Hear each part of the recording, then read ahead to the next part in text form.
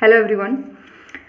तो public administration में एक नया कंसेप्ट बताती हूँ आपको, थोड़े से सवालों के साथ में।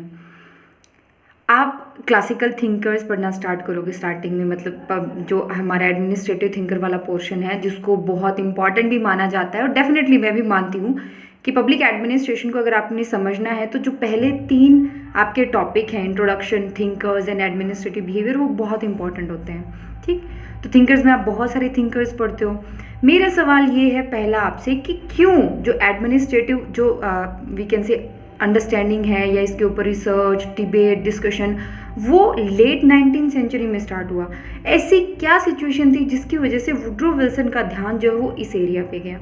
एक आंसर मेरे पास है कि उस टाइम की जो पॉलिटिकल सिचुएशन थी उसकी वजह से वुड्रो विल्सन का जो ध्यान है, स्पॉयल सिस्टम, डेफिनेटली कि अमेरिका के अंदर स्पॉयल सिस्टम था एम्प्लॉयमेंट के अंदर।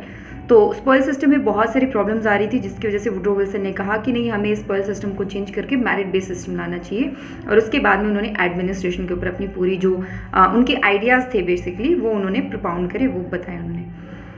बट उसके बाद में आपको थोड़ा अजीब नहीं लगा कि आपने पॉलिटिकल स्फेयर में कुछ चेंज हो रहे हैं, वो आपने पढ़ना स्टार्ट करे? वुड्रो विल्सन ने उस बारे में पढ़े थे, बट स्टार्टिंग के कुछ थिंकर्स जो आएंगे आपको, चाहे टेलर हो, फायोल हो, गुलिकन उर्विक हो, मुनेन रायले हो, चाहे फिर वो MP फोले हो, चाहे एल्टन मायो हो, उन सब ने अपनी थ्योरी किसी ना किसी प्राइवेट ऑर्गेनाइजेशन के अंदर डेवलप करी है। इवन आप जितने भी थिंकर्स पढ़ोगे ना, उनमें से बहुत कम ऐसे मिलेंगे आपको जो किसी न किसी गवर्नमेंट ऑर्गेनाइजेशन में काम करके आए हैं और वो थ्योरी प्रोपाउंड कर रहे हैं। तो ऐसा क्यों हो रहा है? सिंपल सी बात है, अमेरिका के अंदर इंडस्ट्रियल रेवोल्यूशन आपका लेट 19th सेंचुरी इस टाइम पर जो है वो मतलब अपने पीक पे होता है, we can say industrial revolution. बहुत सारी नई प्रॉब्लम्स आ रही होती हैं जो एम्प्लॉयर एम्प्लॉय के रिलेशन को लेकर के थी। प्रोटेस्ट बहुत ज़्यादा हो रहे थे, स्ट्राइक्स बहुत ज़्यादा हो रही थी, और उनको लेकर के मैनेजर्स को कोई आइडिया नहीं था कैसे हैंडल करना है। तो वो एक जो गैप था ना फिल करने के लिए, जो थ्योरेटिकल गैप आ रहा था, उसको फिल करने के लिए जो है ये थ्योरीज आती हैं। ठीक है, अब मैं आपसे एक सवाल के साथ इस वीडियो को ख़त्म करती हूँ, वो ये कि क्या उससे पहले जो ऑर्गेनाइजेशन थे, जैसे फायोल और टेलर और ये सब मिलकर के आपको कुछ प्रिंसिपल्स बताते हैं, क्या उससे पहले जो ऑर्गेनाइजेशन थे उनके अंदर ये प्रिंसिपल्स फॉलो नहीं होते थे?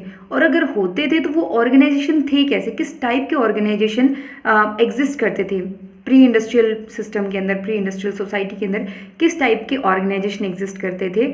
और मतलब 20th सेंचुरी में इनकी राइटिंग्स आनी स्टार्ट होती हैं, चाहे वो टेलर की लगा लो, फायोल की लगा लो, क्योंकि सबसे पहले इन्हीं की राइटिंग्स आती हैं।